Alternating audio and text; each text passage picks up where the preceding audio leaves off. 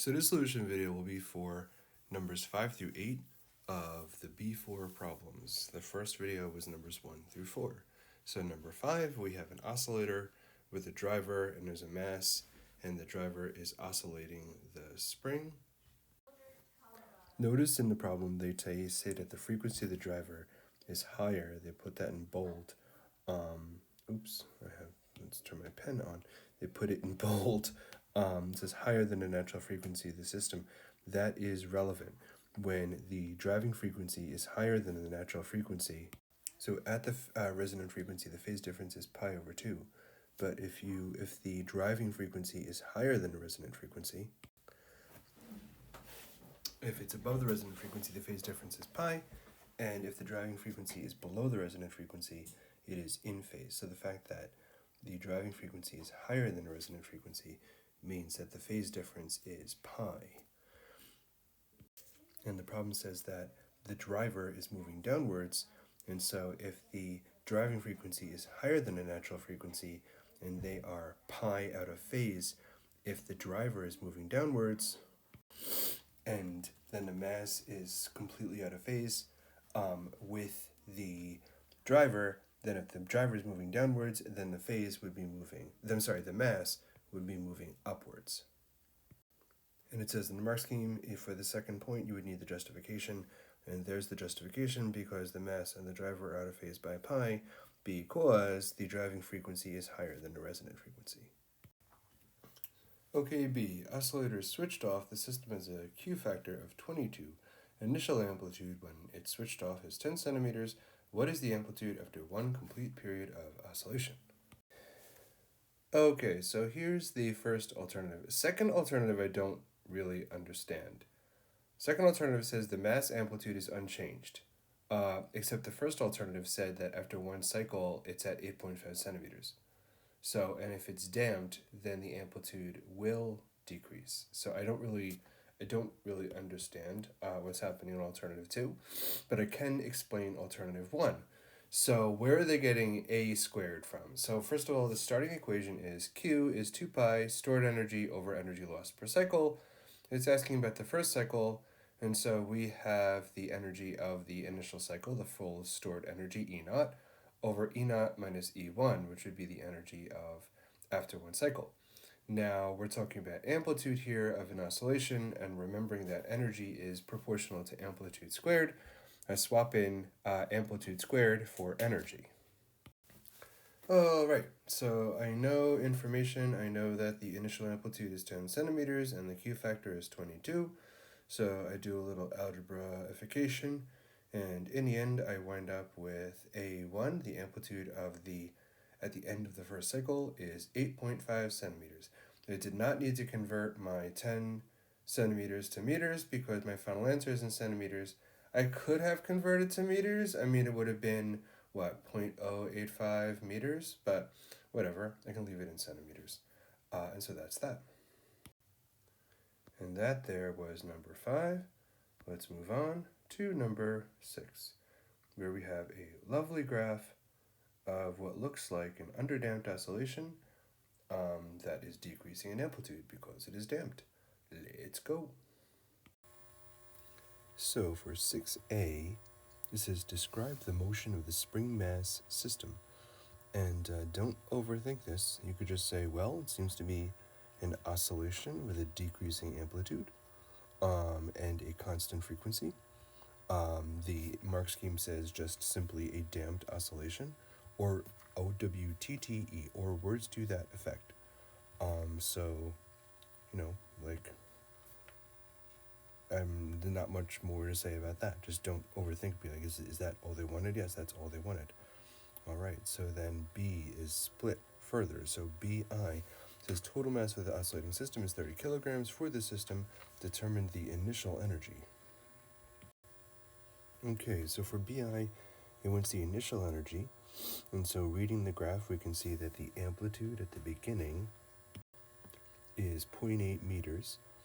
And this actually throws back to 9.1 for simple harmonic motion, where the total energy is 1/2 times the mass times the angular frequency squared times the amplitude squared. So we have the amplitude, we have the mass, we need the angular frequency.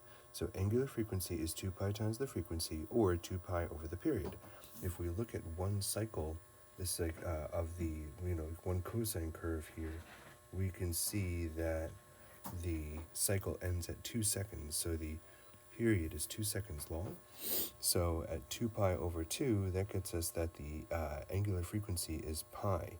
So that's where in the mark scheme it says 1/2 times the mass times pi squared times the amplitude squared.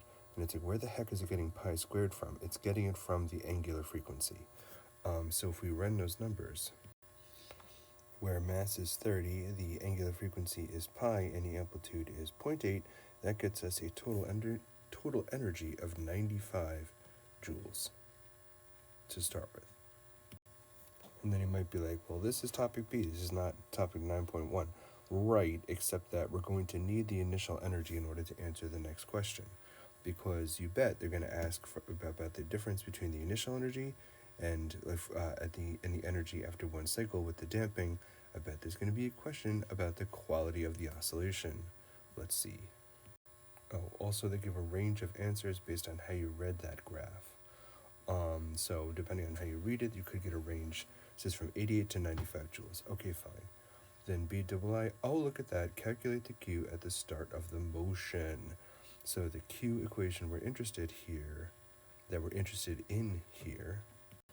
So Q is 2 pi times the stored energy over the energy lost per cycle, or in other words,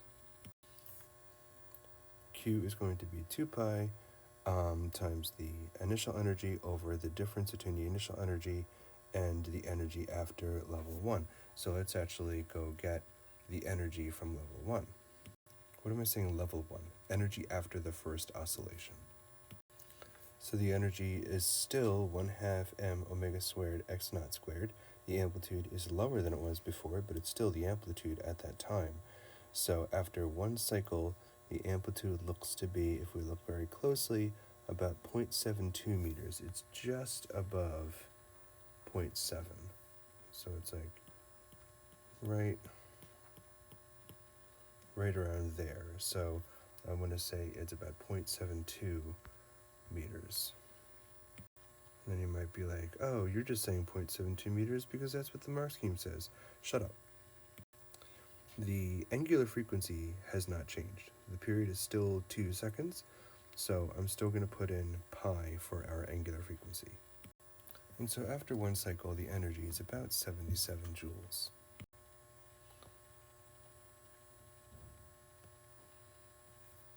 All right. So then when we work those numbers, we wind up with a Q, a quality factor of 33 oscillations, which matches the mark scheme. 2 down, 2 to go. Here's number 7. So for number 7, it says the natural frequency is 6,000 hertz, and the frequency of the driver is changed from 0 to 20,000 hertz. So I just drew a curve where the peak was at 6,000 hertz, and then going down, getting asymptotic to the x-axis, kind of showing the same curve on both sides. And it says general shape is shown, peak at 6,000 hertz, graph does not touch the f-axis. But they start their curve at 2 hertz, and then they're just kind of like, I don't really know what's happening here, because honestly, I just realized that if your frequency is 0 hertz, if the driving frequency is 0 hertz, that means it's not being driven at all. So I feel like technically at 0 hertz, the amplitude should be 0. Here they conveniently just did not address that. I don't really know what's up with that. So yeah, I'm gonna be like, I don't really know what's up with that. Maybe that should be 0. But it does say, general shape is shown, peak at 6,000 hertz, and the graph does not touch the f-axis. I think they mean on the right side.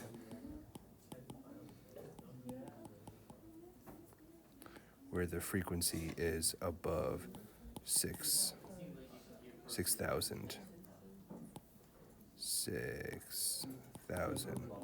hertz. And then B says the Q factor is reduced. How does the graph change? So if you have a lower Q factor, if you reduce the Q factor, then your amplitude gets lower. Lower Q means more damping. And so more damping means that your amplitude won't be as high, but it also reduces the resonant frequency. So your peak would not just shift lower, but it would shift lower to the left. Oh, morning news. And I think naturally, as a function of the peak dropping, peak not being as high, it's also going to broaden out. So that's another thing. But it's 2 marks. Basically, I think that if you have a reduced amplitude and you shift the resonant frequency to the left, those are the 2 marks that they're looking for. Okay, last question, number 8. We have a farmer on a tractor. And there's a vehicle, and then there's an undulation in the ground. Could they call it a bump? An undulation? Really? So number 8, I think there was the question with the train, and how it said it was unsafe for the train, and now it's going to be uncomfortable for the farmer, but it's pretty much the same question. Based on the speed of the vehicle and the undulations being 3 meters apart, you can figure out the frequency by which the vehicle will hit the bumps, and I bet that frequency is going to be the natural frequency of the system, which would cause the seat to go into resonance, really jostling the farmer. That's interesting. They actually allow V equals F lambda as a possible solution. I guess that sort of makes sense, but I'm going to treat this as more of a kinematics problem, alternative 1.